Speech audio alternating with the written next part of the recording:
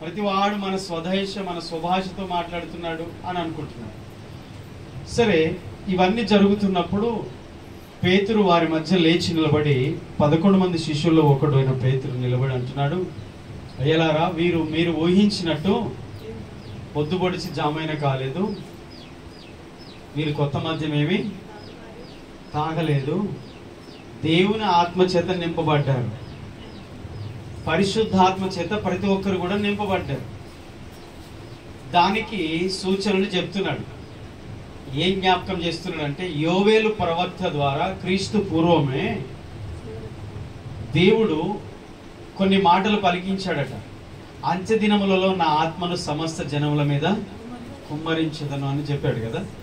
ఆ ప్రవచనాలు జ్ఞాపకం చేస్తున్నాను. అదే 17వ వచనంలో మనం చదువుకున్నాం. అంత్య దినములందు నేను మనుషులందరి మీద నా ఆత్మను కుమ్మరించదను, మీ కుమారులు మీ కుమార్తెలను ప్రవచించెదరు, మీ యవనులు దర్శనములు కలుగును, యవనులకు మీ వృద్ధులు కలలు కందురు. ఆ దినములో నా దాసుల మీద దాసులందరి మీద నా ఆత్మను కుమ్మరించదను గనుక వారు ప్రవచించెదరు అని ఇంకా 2 వచనాల్లో ఉన్నాయి. అక్కడ యోవేలు ఏవైతే ప్రవచించాడో, ఆ దినమును దేవుడు ఏదైతే ఆ ప్రవక్త ద్వారా పలికించాడో అవి దేవుడు ఇప్పుడు జరిగిస్తున్నాడు. చూచు వినుచు ఉన్నటువంటి మీకు ఇదిగో ఇవన్నీ కూడా అప్పుడు దేవుడు చెప్పినవే.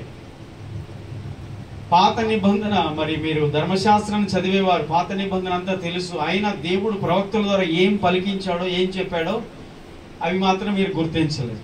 అంటే నిజంగా దేవుని బిడ్డలే కానీ దేవుని ప్రణాళిక ఏంటో గుర్తించరు, దేవుని చిత్తం ఏంటో తెలుసుకోరు, దేవుడు ఏం చెప్తున్నాడో వినరు, చదవరు, పట్టించుకోరు అనమాట. అంటే ఎంత నిర్లక్ష్యంగా వారి జీవితాలు ఉన్నాయో మనం అర్థం చేసుకోవాలి. ధర్మశాస్త్రంలో పాత నిబంధనలో దేవుడు ఏ సంగతులు అయితే క్రీస్తుని గురించి, తర్వాత అంత్యదినంలో జరగబోయే సంఘటనలు ఏవైతే దేవుడు రాంచాడో అవి వాళ్ళకి అర్థం కాలేదు. అంటే వారు దాని మీద దృష్టి పెట్టలేదు, చదివారు కానీ గ్రహించలేదు. ఈరోజు కూడా దేవుని వాక్యాన్ని వింటున్నారు. చాలా మంది చర్చికి వెళ్తారు, ప్రార్థనలు చేస్తారు, వాక్యాలు ప్రసంగాలు వింటారు, కానీ దేవుడు ఏం చెప్తున్నాడో వారు గ్రహించలేని స్థితిలో ఉండిపోయారన్నమాట. కాబట్టి పేతురు లేచి నిలబడి ఆ 11 మంది శిష్యుల్లో ఒకడు మాట్లాడుతున్నాడు. ఈ విషయాలన్నీ కూడా చెప్పాల్సి వచ్చిందనమాట. తర్వాత 21వ వచనం వరకు చదువుకున్నాం. మరి ఆ దినముల్లో దేవుడు ఇలాగ జరిగించబోతున్నాడు, సూర్యుడు నలుపవుతాడు, చంద్రుడు రక్తంగా మారుతాడు, ఇవన్నీ కూడా చదువుకున్నాం కదా. ప్రభు నామం నటి ప్రార్థించేవాడు రక్షించబడతాడు అని చెప్తున్నాడు. ఇక 22వ వచనం మరి ఈరోజు మనం చదువుతున్నాం. ఇంకా అంటున్నాడు, ఇశ్రాయేలు వారులారా నా మాటలు వినండి, దేవుడు నజరేయుడగు యేసు చేత అద్భుతములను మహత్కార్యములను సూచక్రియలను మీ మధ్యను చేయించి ఆయనను తన వలన మెప్పు పొందిన వానిగా మీకు కనబరచును, ఇది మీరే ఎరుగుదురు. మీ కళ్ళ ముందే యేసు ప్రభువు వారు జీవించాడు. ఆయన ఈ లోకానికి వచ్చాడు, జన్మించాడు, జీవించాడు, మీ ముందే బ్రతికాడు కదా, మీ ముందే జీవించాడు, మీ ముందే అద్భుతాలు జరిగించాడు, సూచక్రియలు జరిగించాడు. దేవుడు ఆయన చేత ఇలాంటి కార్యాలు జరిగించారు. మీరు ఆయన్ని చూస్తూ చూస్తూ చూస్తూ కూడా ఆయన మీరు అంగీకరించలేదు. చివరికి ఆయన్ని ద్వేషించారు, హింసించారు, సిలువకు అప్పగించారు, సిలువ వేయించి చంపారు. దేవుడు మీ కొరకు పంపిన వారిని మీరేం చేశారు? సిలువ వేసి చంపారు. ప్రతి ప్రసంగంలో చాలా సందర్భాలు ఈ మాట చెప్తా ఉంటాను, మీరు జీవాధిపతిని చంపితిరి, దేవుడు ఆయనను లేపెను, మేము ఆయనకు సాక్ష్యం. మేము చూస్తున్నాం, మేము కళ్ళారా చూసాం. మరి దేవుడు యేసును పంపి ఏ కార్యాలు జరిగించాడో అవన్నీ చూశారు కదా. మీరు ఇంకా మందమతులుగా ఉన్నారా? మీరు ఇంకా గ్రహింపు లేకుండా ఉన్నారా? మీరు ఎందుకు అర్థం చేసుకోలేకపోతున్నారు? దేవుని లేఖనాలను, ప్రవచనాలను మీరు ఇంకెందుకు అర్థం చేసుకోలేదు? ప్రవక్తలు పలికిన మాటలను మీరెందుకు గ్రహింపకుండా ఉన్నారు మందమతులారా? యేసుప్రభువు వారు చాలాసార్లు ఆ విషయాలు చెప్తూ వచ్చారు. ఇక్కడ మరి పేతురు చెప్తున్న మాటలు అవే. కాబట్టి మీ మధ్య అద్భుతాలు సూచక్రియలు చేయించాడు, తన వలన మెప్పు పొందిన వారిగా మీకు కనపరిచాడు, ఇది మీరు ఎరుగుదురు కదా. హల్లెలూయా. ఇది మీరు ఎరుగుదురు కదా అని చెప్తున్నారు. వారందరూ వింటున్నారు అనమాట. 3000కు పైగా ఉన్నారు అక్కడ. కొద్దిమంది కాదండి, 100 మంది 50 మంది కాదు, 3000 మందికి పైగానే అక్కడ ప్రజలు వింటూ ఉన్నారు. దేవుని యొక్క వాక్యాన్ని, దేవుని యొక్క మాటలను, లేక ప్రవక్తల లేఖనాలను, దేవుడు పలికించిన మాటలను మరి పేతురు జ్ఞాపకం చేస్తున్నాడు. ప్రాముఖ్యంగా 14వ వచనం నుండి ఈ 2వ అధ్యాయం 14వ వచనం నుండి 33వ వచనం వరకు పేతురు ప్రసంగం అని చెప్పొచ్చు. అక్కడ ఆ 11 మంది శిష్యులలో ఇతడు లేచి నిలబడి మాట్లాడుతూ ఉన్నాడు. ఇది ఎప్పుడు జరిగింది, ఎలా జరిగింది తెలుసా? ఒకప్పుడు అనగా క్రీస్తు శిలువ మరణానికి ముందే యేసును ఎరగనని ముమ్మారు అబద్ధమాడిన పిరికివాడు, భయపడేవాడు, బొంకేవాడు, పారిపోయినవాడు, యేసును ఎరగనని ఒప్పుకున్నవాడు పరిశుద్ధాత్మ చేత నింపబడిన తర్వాత, పెంతెకొస్తు దినమున దేవుని ఆత్మ చేత నింపబడిన తర్వాత అతడు లేచి ఏ యేసును గురించి అయితే ఒప్పుకోలేదో, ఎరగనని అబద్ధం ఆడాడో ఆ యేసును గురించి ప్రకటిస్తున్నాడు. హల్లెలూయా. అందుకే పరిశుద్ధాత్మ మీ మీదికి వచ్చినప్పుడు మీరు శక్తిని అందుతారు. మీరు ఈ లోకములో క్రీస్తుకు సాక్షులుగా జీవించాలంటే, క్రీస్తును అంగీకరించి క్రీస్తు కొరకు మీరు బ్రతకాలంటే ఆ దేవుని ఆత్మ చేత ప్రతి ఒక్కరూ నింపబడాల్సిందే. పరిశుద్ధాత్మ, నేను పరిశుద్ధాత్మ పొందుకున్నాను అని చెప్తే సరిపోదు. ప్రతి దినము దేవుని ఆత్మ చేత మనం నింపబడుతూ నడిపించబడుతూ ఉండాలి. ఆ అనుభవంలో మనం ఉండాలి. అపోస్తల కార్యం మనం ముందు ధ్యానిస్తూ ఉన్నప్పుడు ఈ అపోస్తలులు, శిష్యులు, ఇక్కడ ఉన్నటువంటి ఆనాటి ఆదిమ సంఘము కూడా కావచ్చు, వారు నిలుచున్న ప్రతిసారి, ప్రార్థించిన ప్రతిసారి వారు నిలుచున్న స్థలము భూమి కంపించిందంట. ప్రార్థన చేసినప్పుడు పరిశుద్ధాత్మ చేత వారు నింపబడినట్టుగా చూస్తాం ప్రతి సందర్భంలో కూడా. ఈరోజు ప్రతిదీ కూడా అది మన దైనందిన జీవితంలో అది జరుగుతూ ఉండాలి. నేను పొందుకున్నాను, పరిశుద్ధాత్మ నాకు తెలుసు, నాకు వచ్చాడు పోయాడు, ఇవన్నీ కాదండి. దేవుని ఆత్మ చేత నింపబడితే నువ్వు ఫలిస్తావు. దేవుని ఆత్మ చేత నింపబడితే నువ్వు సాక్షిగా ఉంటావు. దేవుని ఆత్మ చేత నింపబడితే నువ్వు శక్తిని పొందుకుంటావు. ఇవన్నీ జరుగుతాయి. యేసును ఎరగనని అబద్ధమాడినవాడు, భయపడినవాడు, పిరికివాడు, పారిపోయినవాడు, ఎరగనని ఒప్పుకున్నవాడు యేసును గురించి ప్రకటిస్తున్నాడు. అంటే దేవుని పరిశుద్ధాత్మ చేత నింపబడిన తర్వాత వ్యక్తి జీవితం మార్పు పొందుతాడు. యేసును గురించి ప్రకటిస్తున్నాడు, యేసును హైలైట్ చేస్తున్నాడు. ఆ యేసును మీరు ఒప్పుకోలేదు, ఆయన్ని హింసించారు, సిలువేయించారు, చంపించారు. దేవుడు ఆయన్ని పంపాడు, దేవుడు ఆయన చేత కార్యాలు చేశాడు, అద్భుతాలు జరిగించాడు, మీరు అంగీకరించలేదు, మీరు ఒప్పుకోలేదు అని చెప్తున్నాడు. యేసును ఎందుకు పేతురు ఇక్కడ హైలైట్ చేయాల్సి వచ్చింది, ఎందుకు ఆయన గురించి చెప్తున్నాడంటే, యేసును వారు ఒప్పుకోరు, యేసును దేవుడుగా అంగీకరించరు. అర్థమవుతుంది? యేసు ప్రభువుని యూదులు రక్షకుడుగా కానీ, మెస్సీయగా కానీ, దేవుని కుమారుడుగా కానీ ఒప్పుకోరు. వాళ్ళు యేసు దైవత్వాన్ని అంగీకరించారట యూదులు. నేను దేవుని కుమారుడను, దేవుని యొద్ద నుండి నేను వచ్చానంటేనే ఇదిగో దేవదూషణ చేస్తున్నాడు, ఇంకా మనకి ఇంకా సాక్ష్యాలు ఏంటి, చంపేయండి, సిలువ వేయండి అని చెప్పేసి అన్నారు. యేసును వారు అంగీకరించరు. అందుకనే యేసును గురించి వారికి చెప్పాల్సి వచ్చింది. తర్వాత వచనాలు కూడా 38వ వచనం తర్వాత చదివితే కూడా యేసు నామములో బాప్తిసం పొందమని వారికి ఎందుకు చెప్పాడు? తండ్రి యొక్క, కుమారుని యొక్క, పరిశుద్ధాత్మ యొక్క నామములో బాప్తిసం పొందమని యేసు ప్రభు చెప్తే పేతురు ఏం చెప్పాడు తెలుసా? యేసు నామములో బాప్తిసం పొందమని చెప్పాడు. అంటే యేసు ప్రభువు చెప్పిన దానికి వ్యతిరేకమా? ఆయన చెప్పింది కాదు. కానీ ఆ తండ్రి, కుమార, పరిశుద్ధాత్మ యొక్క నామము ఏ నామం అంటే యేసు నామమే.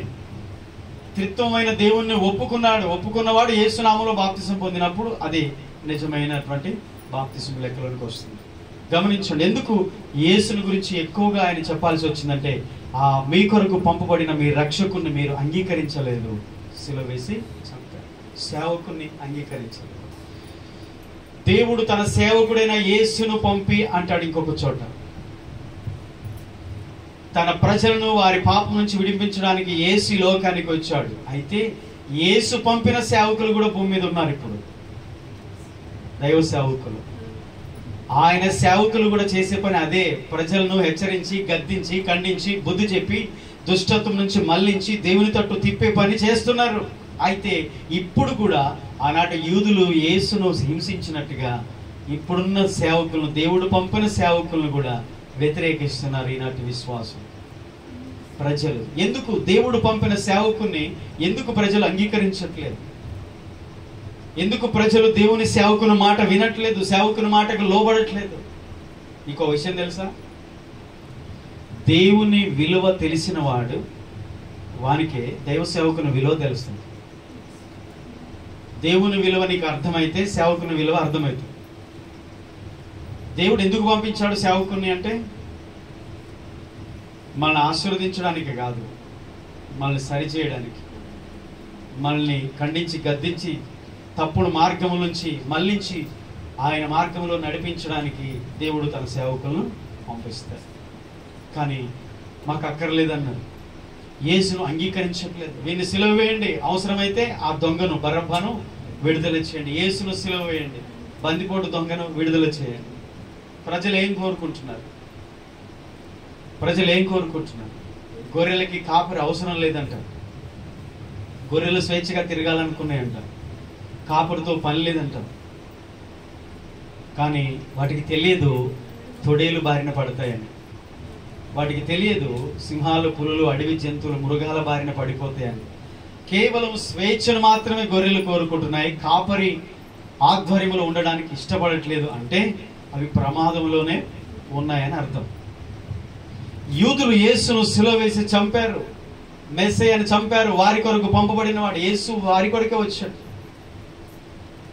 వారి తొట్టుపాటు వలన ఇదిగో దేవుడు పంపిన వారిని నిరాకరించినందున వారు శిక్షను తప్పించుకోలేకపోయారు. గవర్నర్ ఉన్నాడు, పిలాతు ఉన్నాడు, రోమా గవర్నర్ అన్నాడు, ఈయన నిర్దోషి, ఈయన ఎందుకు సిలువేయమంటున్నారు? సరే, మీ కోరిక మేరకు యేసును సిలువకు అప్పగిస్తున్నాను, కానీ ఈ నేరం మా మీద, నా మీద, నా పిల్లల మీద ఉండకుండాను గాక అని తన చేతులు కడుక్కున్నాడు పిలాతు గవర్నర్.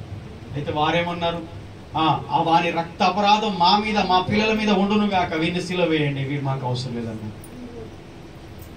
దేవుడు పంపిన సేవకుడు, దేవుని సేవకుడుగా పిలువబడిన యేసును, మానవతారిగా శరీరధారిగా వచ్చిన దేవుని కుమారుడైన క్రీస్తును అంగీకరించినందున వారు ఏం చేశారంటే ఆ శిక్ష, అపరాధము వారి మీద తెచ్చుకున్నారు. నోటితో చెప్పారనట, మా మీద, మా పిల్లల మీద ఉండును గాక, వీడు మాకొద్దు, సిలువ వేయండి, వీడు మా రాజు కాదు. యూదుల రాజును ఎందుకు మీరు చంపాలనుకుంటున్నారంటే, మా రాజు కాదు, మా కాపరి కాదు, మా కొరకు పంపబడినవ కాదు, కైసరు మా రాజు, మా చక్రవర్తి. చూసారా, అపవాది వారిని ఆ విధంగా నడిపించు. అందుకనే ఇంకొక చోట అంటాడు, మీరు నిజంగా తెలిసి ఉంటే యేసును సిలువ వేసేవారు కాదు, మీరు ఎరిగికనే యేసును సిలువ వేశారంటాడు పేతురు తను రాసిన పత్రికలో. దేవుని ప్రణాళిక, దేవుని చిత్తం అలాగూ జరగాల్సింది కనుక అలాగ జరిగింది. సరే, ఇక రెండో విషయం ఏంటంటే, ఇందులో నుంచి ఆనాడు చేసిన అద్భుతాలు, ఆనాడు చేసిన సూచక్రియలు, ఆనాడు చేసిన దేవుడు ఆ కార్యాలు ఈరోజు చేయట్లేదా? చేస్తూనే ఉన్నాడు. అపొస్తలుల కార్యములకి ఇంకొక పేరేంటి? పరిశుద్ధాత్మ కార్యములు. ఆదిమ సంఘ చరిత్ర మనం చదివినప్పుడు ఆరంభము నుంచి యేసు తర్వాత యేసు శిష్యులైన అపొస్తలుల జీవితాల్లో కూడా మరి అనేకమైన కార్యాలు పరిశుద్ధాత్ముడు వారి ద్వారా జరిగించాడు. ఈనాటికి కూడా జరిగిస్తూనే ఉన్నాడు. అయితే నమ్మిన వారి వలన ఈ క్రియలు కనబడతాయి, నమ్మిన వారి వలన ఈ సూచక్రియలు జరుగుతాయి. దేవుని కార్యాలు ఎప్పుడు జరుగుతాయంటే నమ్మినప్పుడు జరుగుతాయి. నమ్మిన వాడు పొందుకుంటాడు ఖచ్చితంగా. దేవుని కార్యాలను నమ్మితే, విశ్వసిస్తే తప్పకుండా నీ జీవితంలో పొందుకుంటావు. ఆయన మారలేదు. ఆ రోజు ఉన్న దేవుడు ఈ రోజు ఉన్నాడు. ఆయన సజీవుడుగా ఉన్నాడు. ఎవరైతే ఆయన విశ్వాసం ఉంచుతారో, నమ్ముతారో, ఆయన వారి జీవితంలో ఇప్పటికి కూడా కార్యాలు చేస్తున్నారు. విశ్వాసం వలన దేవుని కార్యాలు మన జీవితంలో జరుగుతాయి. హల్లెలూయా, హల్లెలూయా, థ్యాంక్ యూ ఫాదర్. అర్థం చేసుకోండి.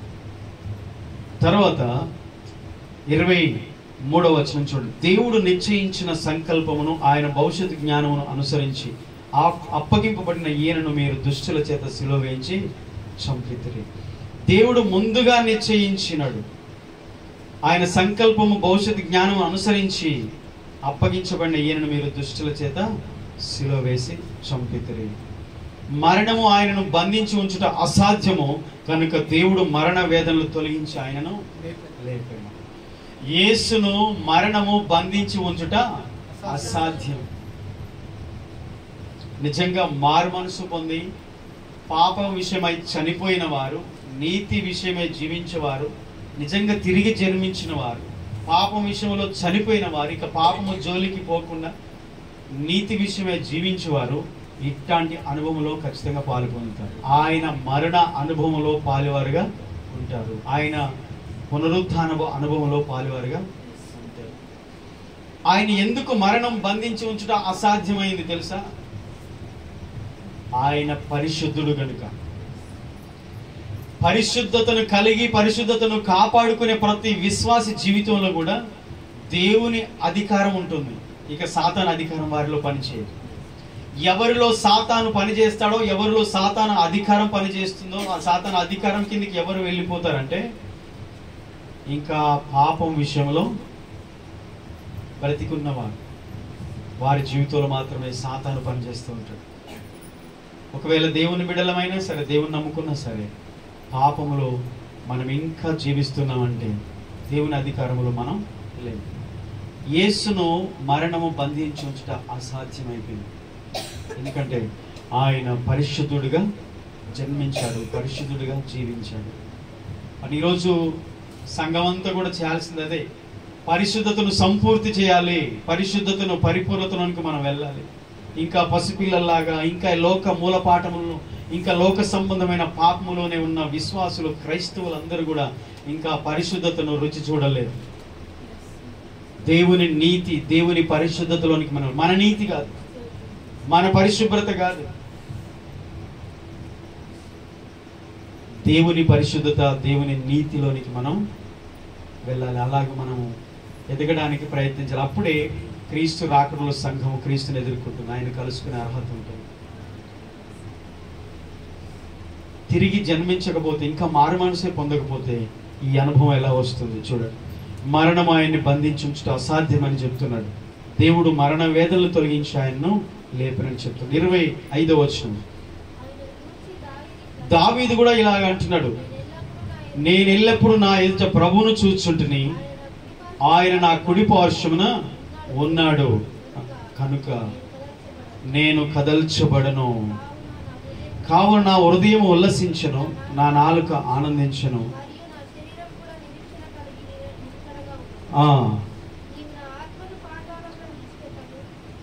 నా ఆత్మను నీవు పాతాళములో విడిచిపెట్టవు, నీ పరిశుద్ధిని కుళ్ళు పట్టనీయవు.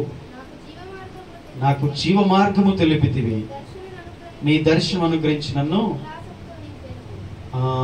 చూడండి, ఇక్కడ దావీదు ప్రవచనం ఈ పేతురు ప్రసంగంలో 33వ వచనం వరకు, అంటే 14 నుండి లేక 16 నుండి 33 వచనాల వరకు ఆయన చేసిన ప్రసంగం 5 నిమిషాలు మాట్లాడా 10 నిమిషాలు మాట్లాడాడు తెలియదు. కానీ అక్కడ ఇంచుమించు 3000 మందికి పైగా ఉన్న ప్రజలు వింటున్నారు.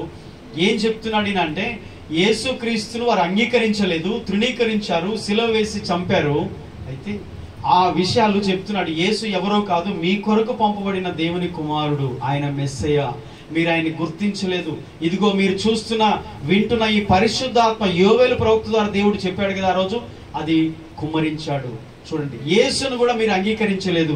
యేసును గురించి కూడా దావీదు ప్రవచించాడు, దావీదు కూడా పలికాడు. యేసు మరణిస్తాడని, ఆయన తిరిగి లేస్తాడని, సమాధి మరణం ఆయన్ని బంధించి ఉంచలేదని, ఆయన ఎముకలు కుళ్ళిపోవని. ఈ ప్రవచనాలన్నీ 16వ కీర్తనలు, ఇవన్నీ రిఫరెన్స్, చాలా విషయాలు మనం నేర్చుకోవచ్చు. దావీదు కీర్తన 16వ కీర్తనలు ఉంటాయి అన్నమాట ఈ విషయాలన్నీ. కీర్తన 16 8 నుండి 11 వచనాల వరకు దావీదు ఆ రోజు ప్రవచించాడు. క్రీస్తుకు పూర్వమే దావీదు నోట దేవుడు పలికించాడు. అంటే యేసుక్రీస్తు లోకానికి రాక మునిపే పరిశుద్ధులు, ప్రవక్తలు ప్రవచించారు. జరిగింది, జరుగుతుంది, ఇంకా జరగబోయే విషయాలు ఎన్నో బైబిల్లో దేవుడు ముందుగానే పలికించాడు తన భక్తుల నోట. అవన్నీ జరుగుతున్నాయి, ఇంకెన్నో జరగాల్సినవి ఉన్నాయి. ప్రతిది కూడా దేవుడు పలికిన ఏ మాట నిరర్థకం కాదు కూడా. మనుషులు పలికిన మాటలన్నీ అబద్ధాలు, మనుషులు పలికిన మాటలు నిరర్థకమైపోతాయి, వ్యర్థమైన మాటలు. కానీ దేవుడు ఒక మాట చెప్పాడంటే అది ఖచ్చితంగా జరుగుతుంది. ఆయన చెప్పిన కాలంలో జరుగుతుంది, వాటి కాలమందు నెరవేరుతాయట ఆయన మాటలు. దావీదు నోట పలికించాడు, యేసుక్రీస్తు చనిపోతాడు, సమాధి ఆయన్ని బంధించి ఉంచలేదు, ఆయన తిరిగి 3వ దినం లేస్తాడు. దావీదు ద్వారా ఆనాడు పలికాడు. నిజంగా యేసుప్రభు ఈ లోకానికి వచ్చి చనిపోయి తిరిగి లేచాడు. ఆ విషయాలు యూదులకు చెప్తున్నాడు, అవన్నీ జ్ఞాపకం చేస్తున్నాడు. ఈ భూమి మీద పుట్టిన ప్రతివాడు చనిపోయాడు, మరి తిరిగి లేపబడలేదు, యేసు తప్ప. హల్లెలూయా. ఆయన పరిశుద్ధుడు కనుక, ఆయన దైవత్వం కలిగిన పరిపూర్ణమైన మానవుడు, సంపూర్ణ దేవుడు. ఆయన మానవ ఆకారంలో ఉన్నాడు, కానీ ఆయన దైవత్వం కలిగిన వాడు. అందుకనే దురాత్మలు, దెయ్యములు 2000 దయ్యాలు పట్టిన వాడు సేన దెయ్యం అంట. 2000 దయ్యాలు కూడా కేకలు వేస్తున్నాయి, సర్వోన్నతుడైన దేవుని కుమారుడా, కాలము రాకమునిపే వచ్చితివా మమ్మల్ని బాధించుటకు, నీ సమయం ఇంకా రాలేదు కదా, మాకు ఇంక కొంచెం సమయం ఉంది కదా, అప్పుడే వచ్చావా అంటున్నాడు. గెరాసేన దేశంలో యేసు ప్రభువును చూసి 2000 దెయ్యాలు కేకలేసి, అంటే వాటికి తెలుసు వాటికి ఒక టైం ఉంది, వాటిని ఒక దినమున దేవుడు అంతం చేయబోతున్నాడు. ఈ భూమి మీద దేవునికి వ్యతిరేకమైన, దేవునికి ఆయాసకరమైన, హేయమైన, ప్రతి నీచమైన ప్రతి కార్యాన్ని జరిగించే ప్రతి పరిస్థితిని, మనిషిని, వ్యక్తులను, శక్తులను, సమస్త దురాత్మను దేవుడు తుడిచివేయబోతున్నాడు ఒక దినాన్ని. అందుకనే కాలం ఇంకా ఉంది, సాతాను ఇంకా పరిపాలించే టైం ఉంది. అందుకే ఈ లోకాధికారి అపవాది వాడు ఇంకా ఏలుతున్నాడు భూమి మీద, వాని పనులు చేస్తూనే ఉన్నాడు సాతాను, దుష్టుడు, వాని క్రియలు జరుగుతున్నాయి. అయితే దేవుడు ఒకవైపు పరిశుద్ధాత్ముడు పని చేస్తున్నాడు. ప్రజలు సాతాను వైపు ఎక్కువ ఆకర్షించబడుతున్నారు. దేవుడు నిజమైన వెలుగు ఒకటి ఉండెను, అది లోకంలోనికి వచ్చెను, అది ప్రతి మనిషిని వెలిగించును. అయితే చీకటి వెలుగును గ్రహింపకుండెను. వెలుగునద్దకి రావట్లేదు చీకటి. వెలుగులో పాపం చేయడానికి కుదురుతుందా? దొంగతనం చేయొచ్చా వెలుగులో? ఏ పని చేసినా చీకటి పనులు, పాప పనులన్నీ చీకటిలోనే చేస్తారు. అయితే ఆ చీకటి అనగా సాతాను, దాన్ని దేవుడు నాశనం చేయబోతున్నాడు. యేసు నామమును విశ్వాసం ఉంచి ఆ పాపమును విడిచిపెట్టి వెలుగులోనికి రావాలని దేవుడు పిలుస్తున్నాడు. ఆ జ్ఞాన కాలంలో దేవుడు చూస్తున్నట్టుగా ఉన్నాడు, కానీ ఇప్పుడైతే అందరూ అంతటా మారు మనసు పొందాలని మనుషులకు ఆజ్ఞాపిస్తున్నాడు. ఆ విషయాన్ని దేవుని బిడ్డలు గుర్తించాలి. దేవుని యొక్క శిక్ష, దేవుని యొక్క కోపం, దేవుని యొక్క ఉగ్రత రాక మునిపే మనుషులు మారు మనసు పొంది దేవుని తట్టు తిరగాలి. దేవుని కోపము రాక మునిపే, దేవుని శిక్ష రాక మునిపే ప్రజలు దేవుని తట్టు తిరగాలి, దేవుని వైపు మళ్ళాలి. దేవుడు ముందుగా రాంచి ఉంచిన ప్రతి మాట అది నెరవేరుతూ జరుగుతూ వస్తుంది. ఇప్పటికి కూడా అది జరుగుతూనే ఉన్నాయి. యేసయ్య రాకడ సమీపంగా ఉంది. యేసయ్య రాకడ, ప్రభు రాక సమీపంగా ఉంది. అది గుర్తించి ప్రతి ఒక్కరు కూడా మారు మనసుకుని దేవుని తట్టు తిరగాలని దేవుడు కోరుకుంటున్నాడు. దావీదు ద్వారా పలికించిన ప్రతిది కూడా నెరవేరింది అని వారి జ్ఞాపకం చేస్తున్నాడు. ఇంకేమంటున్నాడు? సహోదరులారా, మూల పురుషుడకు దావీదును గురించి మీతో నేను ధారాళంగా మాట్లాడవచ్చును. అతడు చనిపోయి సమాధి చేయబడును, అతని సమాధి నేటి వరకు మన మధ్య ఉన్నది. అతడు ప్రవక్త అయి ఉండెను గనుక అతని గర్భఫలములో నుండి అతని సింహాసనం మీద ఒకరిని కూర్చుండబెట్టుదును అని దేవుడు తనతో ప్రమాణపూర్వకంగా ఒట్టు పెట్టుకున్న సంగతి అతడు ఎరిగి, క్రీస్తు పాతాళములో విడవబడలేదనియు ఆయన శరీరము కుళ్ళిపోలేదనియు దావీదు ముందుగా తెలుసుకుని ఆయన పునరుద్ధానమును గురించి చెప్పెను. ఈ యేసును దేవుడు లేపెను, దీనికి ఈయనకు మేమందరము సాక్షులం. ఆమేన్. ప్రతిసారి చెప్తున్నాడు అనమాట, మేము కళ్ళారా చూసాం, ఆయన శిలువ వేశారు, చంపారు, చనిపోయాడు, సమాధి చేయబడ్డాడు, తిరిగి లేచాడు, ఇది ఆయన సజీవుడు, ఆయన ఆరోహణమయ్యాడు, త్వరలో రాబోతున్నాడు. అసలు సువార్త అంటే ఏంటో తెలుసా? సువార్త యొక్క మీనింగ్ యేసు జనన, జీవన, మరణ, పునరుద్ధాన, ఆరోహణ, అవరోహణమే. అంటే యేసు పుట్టుక, యేసు జీవితం, యేసు మరణం, యేసు తిరిగి లేపబడడం, పరలోకానికి వెళ్ళడం, తిరిగి రావడం, త్వరలో వస్తాడు ఆయన. 2000 సంవత్సరాలు అయింది ఆయన వెళ్ళి మన కొరకు స్థలం సిద్ధపరచడానికి వెళ్ళాడు. నిరీక్షణ కలిగి ఉండండి క్రైస్తవులారా, నిరీక్షణతో ఉండండి. లోకస్తులాగా బ్రతకకండి, లోకంతో పాటు కొట్టుకుపోతారు. లోతు భార్య వెనక్కి తిరిగి చూసిందంట. సొదొమ గొమొర్రాలను దేవుడు నాశనం చేస్తానన్నాడు, వెనక్కి తిరిగి చూడకుండా పారిపోమన్నాడు. లోతు తన భార్య, 2 కుమార్తెలు పరిగెత్తుతున్నారు. లోతు భార్య కొంత దూరం వెళ్ళిన తర్వాత సొదొమ గుర్తొచ్చింది, సొదొమలో తన ఇల్లు గుర్తొచ్చింది. ఇంట్లో ఉన్న వెండి, బంగారం, డబ్బులు అన్ని గుర్తొచ్చినాయి. అసలు సొదొమ ఎలా ఉందో, ఇంత మంచి సొదొమ కాలిపోతుందని చెప్పి సొదొమ మీద మోజు పోలేదు కదా, వెనక్కి తిరిగి చూసింది. ఇంకా అక్కడే ఉండిపోయింది. నేటికి ఆమె అలాగే స్తంభం లాగా అయిపోయింది. లోతు భార్యను జ్ఞాపకం చేసుకోండి అని యేసుప్రభువు వారు చెప్పాడు కొత్త నిబంధనకు వచ్చినాక. ఎప్పుడో ఆ అబ్రహాం కాలంలో జరిగిన చరిత్ర యేసయ్య చెప్పాడు. లోతు భార్యను జ్ఞాపకం చేసుకోండి, లోతు భార్యను జ్ఞాపకం చేసుకోండి. నోవహు దినములు ఎలాగుండెనో మనిషి కుమారుని దినాలు అలాగ ఉంటుంది. మరి నోవహు దినాలు ఎలాగైంది, ఏం జరిగింది మనకు తెలుసుకొని కొంతమంది వినే ఉన్నారు. నేను ఈ లోకాన్ని నాశనం చేయబోతున్నాను, నీవు నీతిమంతుడుగా ఉన్నావు కాబట్టి నీ కొరకు నీ ఇంటి వారి కొరకు ఓడను కట్టుకో. నేను నాశనం చేయబోతున్నాను లోకాన్ని, నీవు నాకు నా దృష్టి కొంచెం నీతిమంతుడుగా ఉన్నావు కనుక నీ కుటుంబాన్ని రక్షించాలనుకుంటున్నాను, నీ కుటుంబంలో ఉన్న 8 మంది కొరకు ఒక ఓడను సిద్ధం చేసుకో, నీళ్ళ చేత నేను ఈ లోకాన్ని నాశనం చేయబోతున్నాను. విన్నాడా నోవాహు? లోబడ్డా? చెప్పింది చేశాడా? వ్యతిరేకించాడా? లోబడ్డాడు కనుక రక్షించబడ్డాడు. మరి ఈరోజు సంఘం లోబడుతుందా? దేవుడు ఏ వ్యక్తిని పంపి ఏ విషయాలైతే చెప్తున్నాడో ఆ మాటకు దేవుని సేవకునికి లోబడుతుందా సంఘం? వింటున్నారా? వినకపోతే తప్పదు, చెల్లించాలి మూల్యం, భారీ మూల్యం చెల్లించుకోవాలి. ఇప్పుడు బాగానే ఉంది అనిపిస్తుంది అంతా. గమనించండి, దేవుడు ఏది చెప్పాడో ఆ విషయాలన్నీ కూడా తప్పకుండా జరుగుతాడు, జరుగుతున్నాయి. కాబట్టి ఆయన రాకడ సమీపంగా ఉంది. మరి యేసుక్రీస్తు జన్మించాడు, జీవించాడు, మరణించాడు, సమాధి తిరిగి లేచాడు, పరలోకి వెళ్ళిన త్వరలో రాబోతున్నాడు. అదే సువార్త యొక్క అర్థం. దావీదు ముందుగా ఎరిగిన వాడై ప్రవక్త గనుక, ఆయన రాజు మాత్రమే కాదు, దావీదు ప్రవక్త గనుక ఆయన ఈ మాటలు పలికాడు. అవన్నీ జరిగాయి.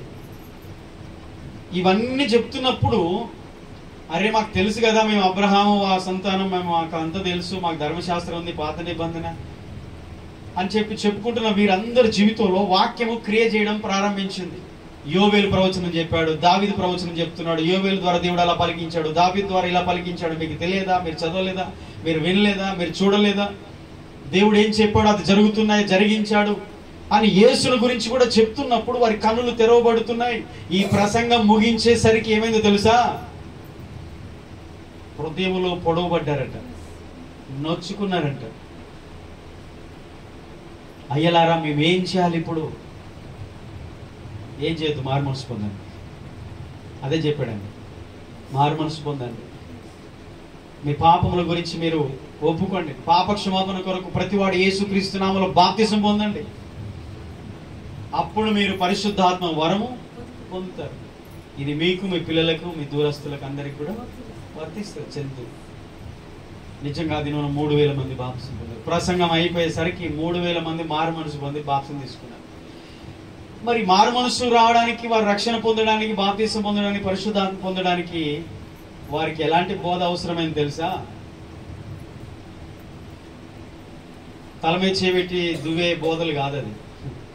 హృదయము నరికి, హృదయము పొడవబడి, నరకబడి అనే బోధ విన్నారు వాళ్ళు. మరి ఈనాటి సంఘం ఇష్టపడుతుంది అలాంటి బోధనం? మాకేం లేదు, మాకు మంచి మాటలు చెప్పాలి, మాకు చెవుల చల్లగా ఉండాలి, మేము ఎట్లున్నా పర్వాలేదు, మాకు మాత్రం మంచే చెప్పాలంట. దేవుడు ఎప్పుడు చెప్పడండి అలాగే. దేవుడు ఎప్పుడు చెప్తాడంటే మనం మంచిగా ఉన్నప్పుడు దేవుని వాగ్దానాలు, దేవుని ఆశీర్వాదాలు వస్తాయి. మనం సరిగా లేకపోతే ముందు ట్రీట్మెంట్ జరుగుతుంది. ట్రీట్మెంట్ స్టార్ట్ అయినాకనే తర్వాత మనకు ఆరోగ్యం వస్తుంది. ఆరోగ్యం కావాలి, మనకు ట్రీట్మెంట్ వద్దు. ఓకేనా? ట్రీట్మెంట్ అయితే ఇంజక్షన్ వద్దు, ట్యాబ్లెట్ వద్దు, మనకి అసలు నొప్పి వద్దు, బాధ వద్దు, కానీ దేవుని దీవెన కావాలి, లేకపోతే ఆరోగ్యం కావాలి. వస్తుందా? రాదండి. దేవుడు ఎప్పుడు, దేవుని పద్ధతి అది కానే కాదు. దేవుని పద్ధతి ఏంటంటే, బిడ్డ నువ్వు సరి చేసుకో, బిడ్డ నీలో ఉంది లోపం, సరి చేసుకో, నువ్వు లోబడు, నువ్వు ఇలాగ ప్రవర్తించు, ఇలాగ నువ్వు జీవించు, ఇలాగ నువ్వు మార్చుకో, దేవుడు ముందు చెప్తాడు. ఈ ప్రసంగం ఎలా ఉందంటే చివరికి వచ్చేసరికి వారు పొడవబడ్డారంట. ఎక్కడుందా మాట? 37వ వచనం చదవండి. ఈ ప్రసంగం ముగింపుకు వచ్చేసరికి వారు 37వ వచనంలో అంటున్నారు, వారు ఈ మాట విని హృదయంలో నొచ్చుకొని, పుట్నోట్లు ఏముంది కింద చూడండి, పొడవబడి, పొడిచినట్టుగా ఉందన్నమాట. అది మనకి చాలా బాధ అనిపిస్తుంది, కానీ అసలు దేవుని పద్ధతి ఇది. దేవుని వాక్యము 2 అంచుల ఖడ్గం, ఏటైనా షార్ప్గా ఉంటుంది, 2 వైపులు ఉంటుంది పదును. మామూలుగా మనకు తెలిసిన కత్తులకేమో ఒకవైపే కదా పదును ఉండేది, కానీ దేవుని వాక్యంకి 2 అంచుల వాడి అయిన ఖడ్గం అని వాక్యానికి పేరు. ఎటు పోయినా అటు పోయినా, ఇప్పుడు చెప్పేటోళ్ళకి వినేటోళ్ళకి 2 వైపులా పదునే ఉంటుంది, ఇద్దరికి పనిచేస్తుంది అనమాట. హృదయమును పొడుస్తూనే ఉంటుంది. మేమేం చేయాలి అయ్యలారా, మేమేం చేయాలి ఇప్పుడు అంటే ఏం చేస్తారు? పరిశుద్ధాత్మను ఎలా చేస్తున్నారు?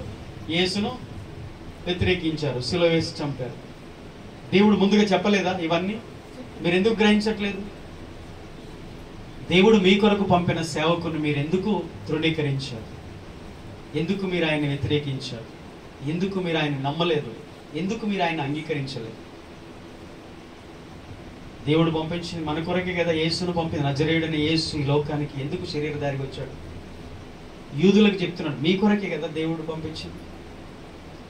దావీదు చెప్పలేదు, ఆయన గురించి చెప్పాడు చూడండి అని కీర్తనలో వచనాలన్నీ కూడా చెప్తున్నాడు.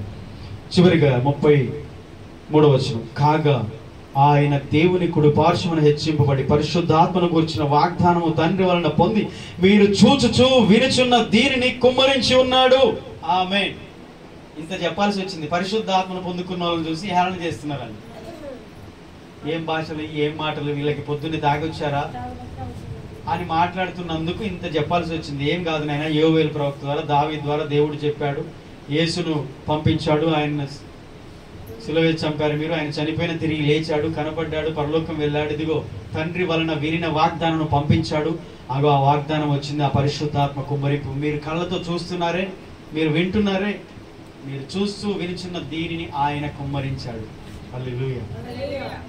ఆ రోజు వచ్చిన పరిశుద్ధాత్ముడు ఇంకా భూమి మీదనే ఉన్నాడు, నీతో మాట్లాడుతున్నాడు. చాలాసార్లు నీతో మాట్లాడాడు ఆయన, వాక్యం ద్వారా, సేవకుల ద్వారా, కళల ద్వారా, దర్శనాల ద్వారా దేవుడు మాట్లాడుతున్నాడు. కొన్నిసార్లు ఆలాపన, నీ స్వరం వినిపిస్తూనే ఉంది, ఆయన నీతో మాట్లాడుతున్నాడు, నువ్వు లోబడట్లేదు.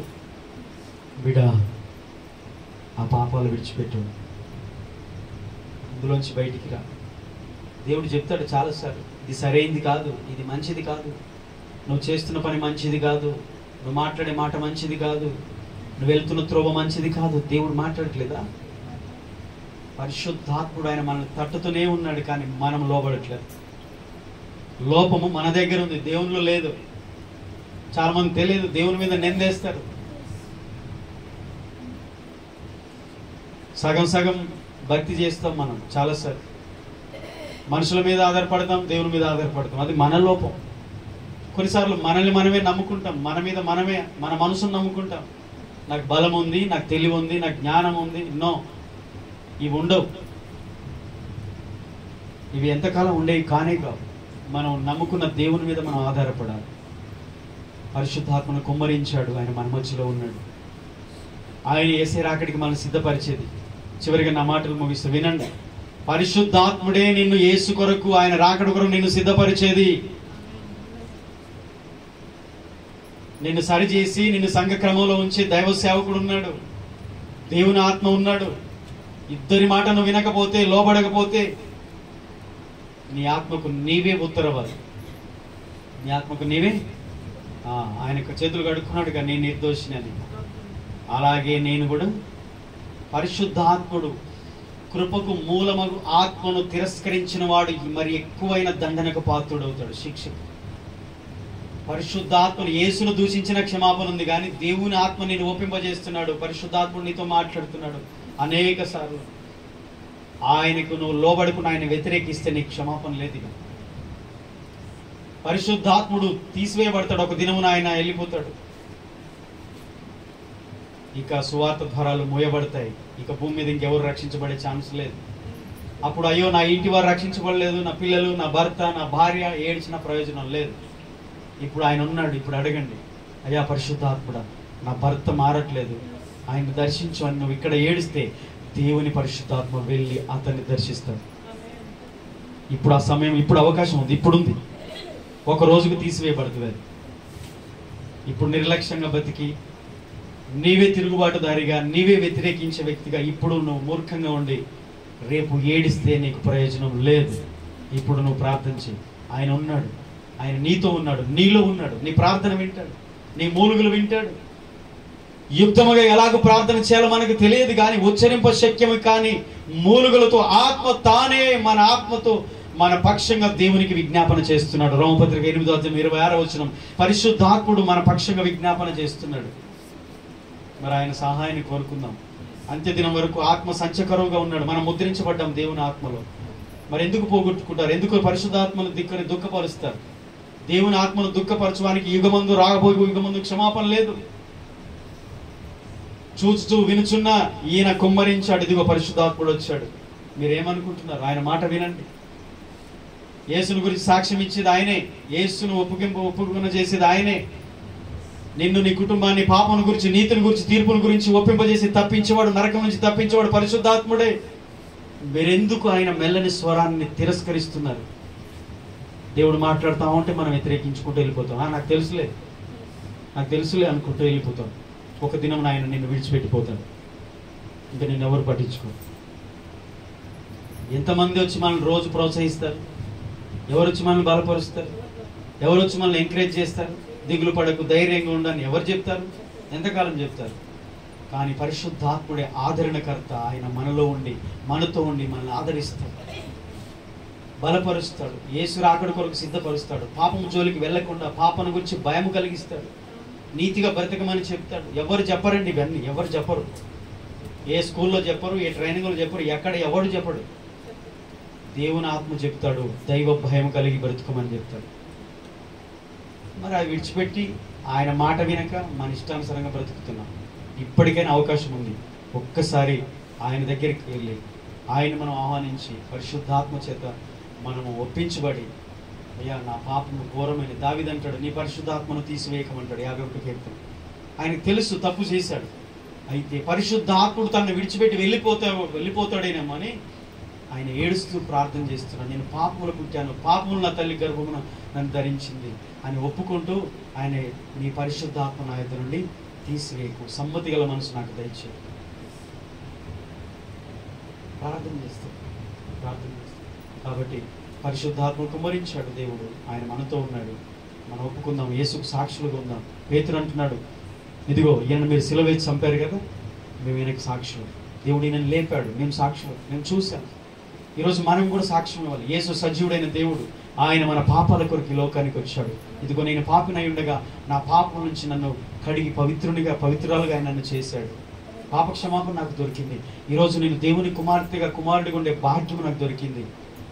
మీరు ఇంకా పాపంలో ఉన్నారు, యేసును తెలుసుకోండి, రక్షకుని అంగీకరించండి, ఆ నరకము తప్పించుకోండి అని మనం కూడా సాక్షులుగా ఉండాల్సిన వాళ్ళం. మనం ఏ సాక్షులుగా ఉన్నాం? మరి ఏం సాక్ష్యం చెప్తున్నాం? ఎవరికి సాక్షులుగా ఉన్నాం? యేసుకు సాక్షులుగా ఉండాలి కదా. దయచేసి పరిశుద్ధాత్మతో నింపబడి దేవుని ఆత్మకు లోబడదాం. దేవుడు పంపిన వాడిని నిరాకరించొద్దు. దయచేసి మరల చెప్తున్నా, మీ కొరకు పంపబడిన దైవ సేవకుని మీరు నిరాకరించిన ఎడల రేపటి దినమున మిమ్మల్ని గురించి మీరే లెక్క చెప్పు. అలాంటి పరిస్థితి రాకుండా జాగ్రత్త పడదాం. దేవుని వాక్యానికి లోబడదాం. ప్రార్థన చేద్దాం. కళ్ళు మూసుకుందాం. దేవుడు తల్ల వంచుదాం. పరిశుద్ధాత్మదేవ మీకు వందనాలు, స్తోత్రాలు చెల్లిస్తున్నాం. పరిశుద్ధుడా మీకు వందనాలు తండ్రి. అపొస్తలుల కార్యం 2వ అధ్యాయంలో నుంచి ఇదిగో 22 నుండి 33 వచనాల వరకు మేము చదువుతున్నాం. తండ్రి మీకు వందనాలు, స్తోత్రాలు. మరి అపొస్తలుడును యేసు శిష్యుల్లో ఒకడైనటువంటి పేతురు లేచి నిలబడే 11 మందితో కూడా కూడి వచ్చిన జనసమూహాలు